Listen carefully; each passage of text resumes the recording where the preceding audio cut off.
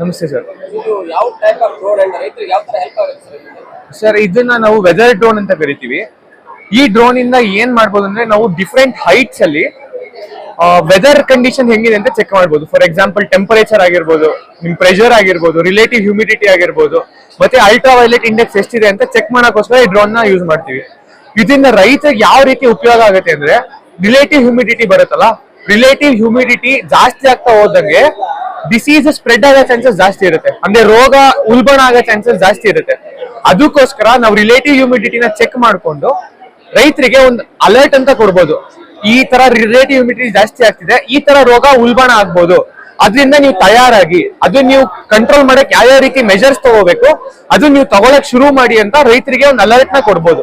ಅದಕ್ಕೋಸ್ಕರ ಈ ಡ್ರೋನ್ ನಾವು ಯೂಸ್ ಮಾಡ್ತೀವಿ. ನಿಮ್ಗೆ ರಿಲೇಟಿವ್ ಹ್ಯೂಮಿಡಿಟಿ ಜಾಸ್ತಿ ಆಗ್ತಾ ಇದ್ದಂಗೆ ಫಂಗಲ್ ಗ್ರೋತ್ಗೆ ಅದು ಹೆಲ್ಪ್ ಮಾಡುತ್ತೆ. ಸೊ ರಿಲೇಟಿವ್ ಹ್ಯೂಮಿಡಿಟಿ ಜಾಸ್ತಿ ಆಗ್ತಾ ಇದೆ ಅಂದ್ರೆ ನಿಮ್ಗೆ ಎಲ್ಲ ಪರ್ಟಿಕ್ಯುಲರ್ ಫಂಗಸ್ಗೆ ಒಂದೊಂದು ಫೇವರಬಲ್ ಹ್ಯೂಮಿಡಿಟಿ ಇರುತ್ತೆ. ಅಂದ್ರೆ ಅದು ಸ್ಪ್ರೆಡ್ ಆಗೋದಕ್ಕೆ, ಗ್ರೋತ್ ಆಗೋದಕ್ಕೆ, ಸ್ಪ್ರೆಡ್ ಆಗೋದಕ್ಕೆ, ಅದು ಅಂದ್ರೆ ಅದು ಅದ್ರದ್ದು ಸ್ಪ್ರೆಡ್ ಇನ್ಕ್ರೀಸ್ ಆಗೋದಕ್ಕೆ ರಿಲೇಟಿವ್ ಹ್ಯೂಮಿಡಿಟಿ ಒಂದೊಂದು ಫಂಗಸ್ಗೆ ಒಂದೊಂದು ಇರುತ್ತೆ. ಸೊ ಅದ್ರ ಬೇಸಿಸ್ ಮೇಲೆ ನಾವು ರಿಲೇಟಿವ್ ಹ್ಯೂಮಿಡಿಟಿ ಜಾಸ್ತಿ ಆಗ್ತಾ ಹೋಗ್ತಾ ಇದ್ದಂಗೆ ನಾವು ರೆಕಮೆಂಡ್ ಮಾಡ್ಬೋದು ಫಾರ್ಮರ್ಸ್ಗೆ, ತರ ಜಾಸ್ತಿ ಆಗ್ತಾ ಇದೆ, ಸೊ ನೀವು ನಿಮ್ಮ ಕಂಟ್ರೋಲ್ ಮೆಜರ್ಸ್ ನ ಶುರು ಮಾಡ್ಕೊಳ್ಳಿ ಅಂತ ಹೇಳ್ಬೋದು. ಅಂದ್ರೆ ಸರ್, ಇದು ಇನ್ನೂ ರಿಸರ್ಚ್ ಪರ್ಪಸ್ ಅಲ್ಲಿ ಇದೆ ಆಸ್ ಆಫ್ ನೌ. ಯಾಕಂದ್ರೆ ನಾವು ರಿಸರ್ಚ್ ಮಾಡಿ ಇದು ಡೈರೆಕ್ಟ್ ಆಗಿ ರೈತರು ಇದನ್ನ ಬೈ ಮಾಡಿ ಅವ್ರ ಪ್ಲಾಟ್ ಅಲ್ಲಿ ಅವ್ರು ಸಿಂಗಲ್ ಆಗಿ ಎಕ್ಸ್ಪೆರಿಮೆಂಟ್ ಮಾಡೋದು ವರ್ತಿರಲ್ಲ ಅವ್ರಿಗೆ. ಯಾಕಂದ್ರೆ ಅವ್ರ ಇನ್ವೆಸ್ಟ್ಮೆಂಟ್ ಡ್ರೋನ್ ಜಾಸ್ತಿ ಆಗುತ್ತೆ. ನಾವ್ ಇನ್ನೂ ಇದನ್ನ ಪ್ರೈಸ್ ಕೂಡ ಸೆಟ್ ಮಾಡಿಲ್ಲ, ಯಾಕಂದ್ರೆ ಇದಿನ್ನೂ ರಿಸರ್ಚ್ ಫೀಲ್ಡ್ ಅಲ್ಲಿ ಇರೋದ್ರಿಂದ. ಇದು ನಮ್ಮ ಪ್ರಾಜೆಕ್ಟ್ ಅಲ್ಲಿ ನಾವು ಕರೆಂಟ್ಲಿ ನಾವು ಕಾಲೇಜಲ್ಲಿ ಸಿಟ್ಸಾ ಅಂತ ಪ್ರೋಗ್ರಾಮ್ ಮಾಡ್ತಾ ಇದೀವಿ, ನಾವು ಅದ್ರಲ್ಲಿ ಯೂಸ್ ಮಾಡ್ತಾ ಇರೋದನ್ನ. ಸೊ ಇನ್ನೂ ಅದು ಮಾರ್ಕೆಟ್ ಬಂದಿಲ್ಲ. ಸೊ ಬಂದ ಮೇಲೆ ಇದ್ರದ್ದು ಯೂಸಸ್ ಹೆಂಗ್ ಬೇಕಾಗುತ್ತೆ.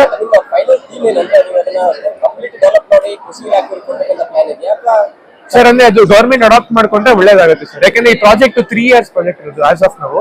ಸೊ ಅದು 3rd year ಮುಗಿದ ಮೇಲೆ ಪ್ರಾಜೆಕ್ಟ್ ಅದಕ್ಕೆ ಔಟ್ಕಮ್ ಬೇಸಿಸ್ ಮೇಲೆ ಅದು ನೆಕ್ಸ್ಟ್ ಡಿಸೈಡ್ ಮಾಡೋದು ಸರ್. ಅಂದ್ರೆ ಟ್ರಯಲ್ ಅಂದ್ರೆ ಅದು ಕಂಪ್ಲೀಟ್ ಆಗಿದೆ, ಅಂದ್ರೆ ಟೆಕ್ನಾಲಜಿ ಇದೆ, ಬಟ್ ನಾವು ಅದ್ರದ್ದು ಪ್ರಾಕ್ಟಿಕಲ್ ಇಂಪ್ಲಿಕೇಶನ್ಸ್ ನ ನೋಡ್ತಾ ಇದೀವಿ ಇವಾಗ ಕರೆಂಟ್ಲಿ. ಯೂನಿವರ್ಸಿಟಿನಲ್ಲೇ ನಾವು ಚೆಕ್ ಮಾಡ್ತಾ ಇರೋದು ಪೂರ್ತಿ. ಸರ್, ಆಸ್ ಆಫ್ ನಾವು ಯಾವ್ದು ಇಲ್ಲ, ಬೇರೆ ಕಂಟ್ರೀಸ್ ಅಲ್ಲಿ ಇದೆ. ಸೊ ಫಾರ್ ಎಕ್ಸಾಂಪಲ್ ನಾನೊಂದು ಕೋಟ್ ಮಾಡ್ತೀನಿ. ನಾನು ಮಾಸ್ಟರ್ಸ್ ಮಾಡಿದ್ದೆ ಐರ್ಲೆಂಡ್ ಅಲ್ಲಿ. ಸೊ ಅಲ್ಲಿ ಮೆಟರ್ ಅಂತ ಒಂದು ಏಜೆನ್ಸಿ ಇದೆ. ಅವ್ರು ಏನ್ ಮಾಡ್ತಾರೆ ಅಂದ್ರೆ, ಯಾವಾಗ ರಿಲೇಟಿವ್ ಹ್ಯೂಮಿಡಿಟಿ 90 to 95% ಹೋಗುತ್ತೆ, ಅವ್ರು ಅದನ್ನ ರೈತರಿಗೆ ಹೇಳ್ತಾರೆ. ಅವರು ಅಲ್ಲಿ ಆಲೂಗೆಡ್ಡೆ ಜಾಸ್ತಿ ಬೆಳೀತಾರೆ. ಆಲೂಗೆಡ್ಡೆನಲ್ಲಿ ಲೇಟ್ ಬ್ಲೈಟ್ ಅಂತ ಒಂದು ಡಿಸೀಸ್ ಬರುತ್ತೆ. ಸೊ ಆ ಡಿಸೀಸ್ ಇನ್ಸಿಡೆನ್ಸ್ ಜಾಸ್ತಿ ಆಗ್ಬೋದು.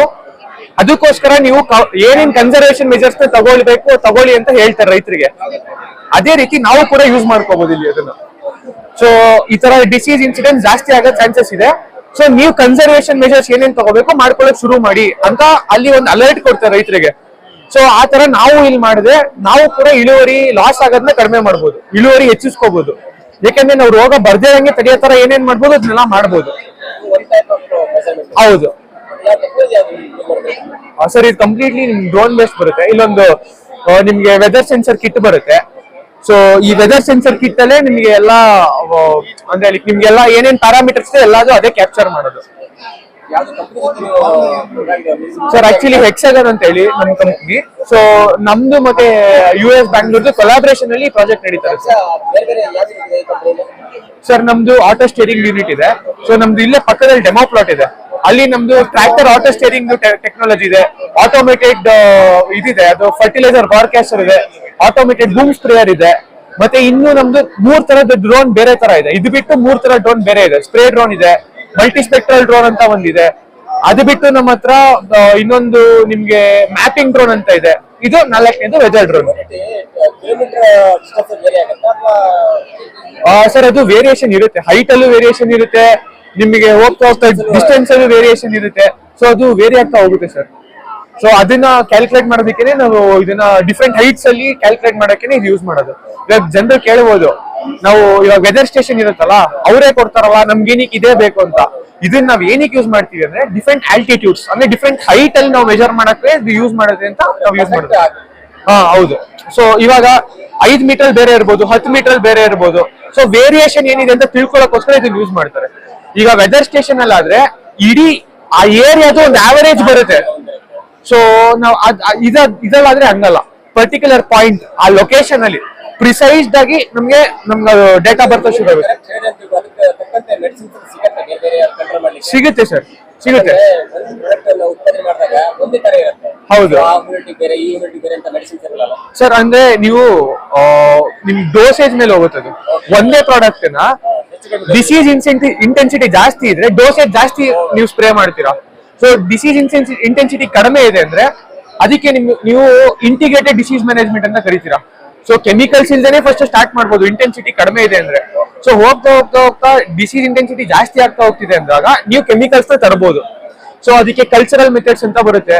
ಅಂದ್ರೆ ನೀವು ಯಾವ ರೀತಿ ಬೆಳೆನ ಬೆಳಿಬೇಕು, ಇವಾಗ ಸ್ಪೇಸಿಂಗ್ ಜಾಸ್ತಿ ಕೊಡೋದಾಗಿರ್ಬೋದು, ಅಥವಾ ರೋಗ ಬಂದಿರೋ ಗಿಡನ ಕಿತ್ತು ಎಸೆಯೋದಾಗಿರ್ಬೋದು, ಈ ತರದಕ್ಕೆಲ್ಲ ಕಲ್ಚರಲ್ ಮೆಥಡ್ ಅಂತ ಕರಿತೀವಿ.